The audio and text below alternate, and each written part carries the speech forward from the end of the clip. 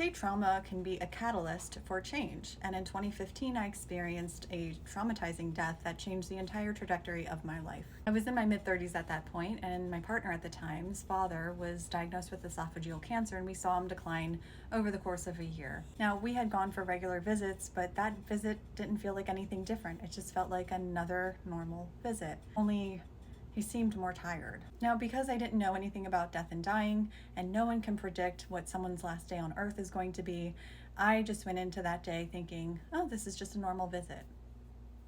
But it wasn't. Knowing what I know now, what I was witnessing was terminal agitation. And what terminal agitation means is that someone is in pain or uncomfortable during the last final stages of life. And I'm just going to sidebar here and just mention that if you have a loved one who is in the last stages of life, to listen to what the hospice nurses are saying about medication, because that is really important in keeping our people really comfortable and safe. So back to the story. Now, I felt really helpless in that situation because it wasn't my father, and I didn't know what I was experiencing, and I didn't know exactly the right words to say. So I just surrounded him just like everybody else was, telling him that we loved him and that it was okay to go. He ended up dying, and I remember very specifically not knowing what to do, who to comfort, who to console, what to do even.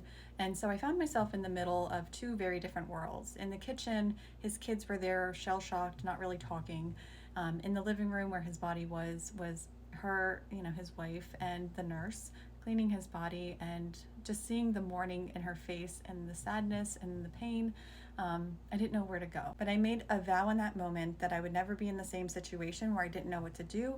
I wanted to explore and educate myself on what the death and dying process was, because that was a lot. So the first thing that I did after booking therapy, I did a lot of research, read articles, watched videos, followed hospice nurses on social media, and I discovered through my research what a death doula was, and signed up for a webinar that Suzanne O'Brien from Doula Givers Institute was having about supporting our loved ones at end of life. So I loved it so much that I booked a one-on-one call with her, asked her some questions, and well, here I am, a death doula. Now, it's really important that we talk about death and dying before the actual event happens, because we can save ourselves a whole lot of heartache. Yes, I know death is scary, and yes, I know that it's uncomfortable to talk about, but when I do the content that I do and I share my stories like this, I'm talking to not just you, but to the 35-year-old me who really needed this information. And so even if it just sparks one conversation,